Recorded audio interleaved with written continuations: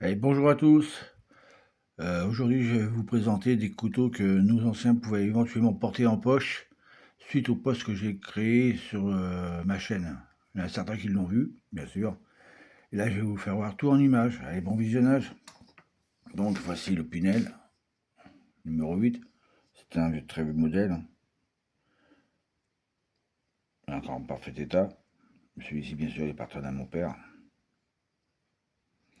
que j'ai pris après son décès, quoi. Voilà. Donc, c'est un très vieil Opinel. Apparemment, il serait de 1950-55 apparemment celui-là.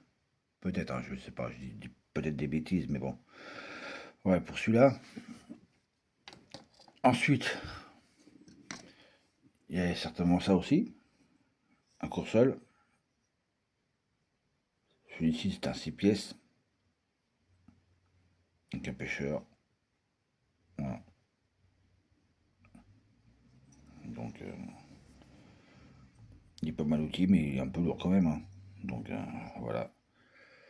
C'est une belle pièce. Bah, celui-là, d'après ce que j'ai eu comme renseignement chez Coupurier Coursol, ils m'ont daté de 1950. Donc il est très très vieux, hein. Et bien sûr, j'ai présenté celui-là. C'est un Aguel Rossignol, une très belle marque qui a été créée en 1923. C'est un manche à corne, mitre en laiton, tire-bouchon, poinçon et lame, bien sûr. Le seul reproche que je peux. C'est un très joli couteau, bien sûr, mais le seul reproche que je peux me mettre sur ce couteau-là, c'est que la lame n'est pas assez haute par rapport à l'Opinel, voire même avec du Coursol. Et celui-ci aussi, il appartenait à mon père. Voilà. C'est les deux seuls couteaux qu'il avait, qui portait en poche,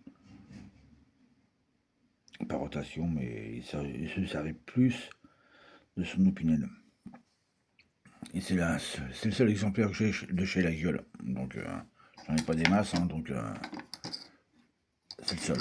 Voilà, tout simplement. Et bien sûr, il y a une alternative, hein. Vous pouvez porter celui-là aussi, hein.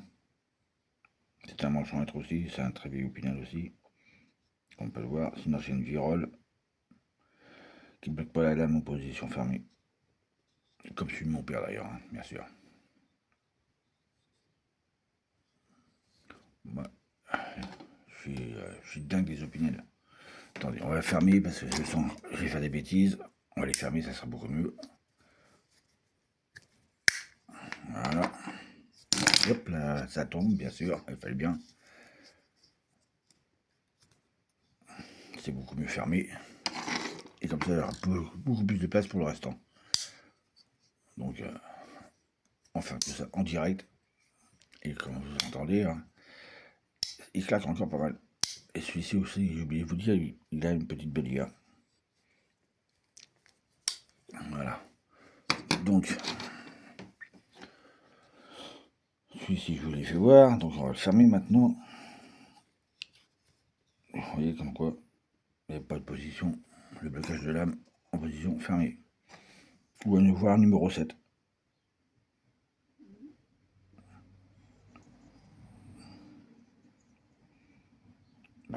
Le marquage est rouge, bien sûr. Celui-là, je crois qu'il date des années 90. D'après ce que j'ai cru avoir. Enfin, ce que j'ai pu avoir comme info, pardon. Voilà. Je sais qu'il existe plusieurs modèles pour chaque région de France. Chaque région avait son couteau, mais bon, je pense que c'est l'opinion qui a fait l'unanimité, en fin de compte, hein. Il est polyvalent, on peut tout faire avec. Donc voilà. Pour le coursol, c'est simple. Il y a soit un 6 pièces, voire peut-être un 3 pièces qu'ils avaient en poche. Il est beaucoup plus léger celui-là. Il était mis juste d'une lame, un tire-bouchon et un ouvre-boîte décapsuleur. C'est une belle pièce aussi celui-là. Je le ferme. On ne peut pas se blesser parce que ça coupe, bien sûr.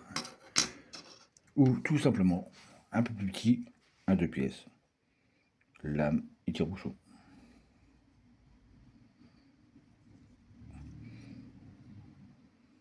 Je ne me rappelle pas si à l'époque il y avait des bières décapsulées, mais bon, je pense qu'il se servait beaucoup plus du tire-bouchon pour ouvrir une bouteille de vin. Voilà. C'est mon avis, enfin c'est mon avis.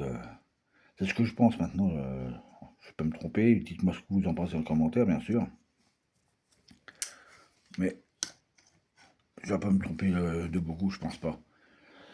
Donc voilà, j'ai pas d'autres couteaux à vous présenter que nos anciens avaient. Je vous présente ce que je possède, bien sûr. C'est tout, voilà. Donc je vous remercie pour le visionnage. Pour tous les commentaires, c'est en dessous, ça se passe, bien sûr. Et j'y répondrai, pas de souci. Pour ceux qui veulent bien commenter. Pour ceux qui commentent pas, qui sont abonnés sur la chaîne, bah, la plupart, bah, c'est plus la peine qu'ils soient sur ma chaîne. Hein. Donc, à se désabonner. Point barre. Et puis voilà. Bon, je vous souhaite un très bon 1er mai. Et puis, on se dit à très bientôt pour une prochaine vidéo. Salut!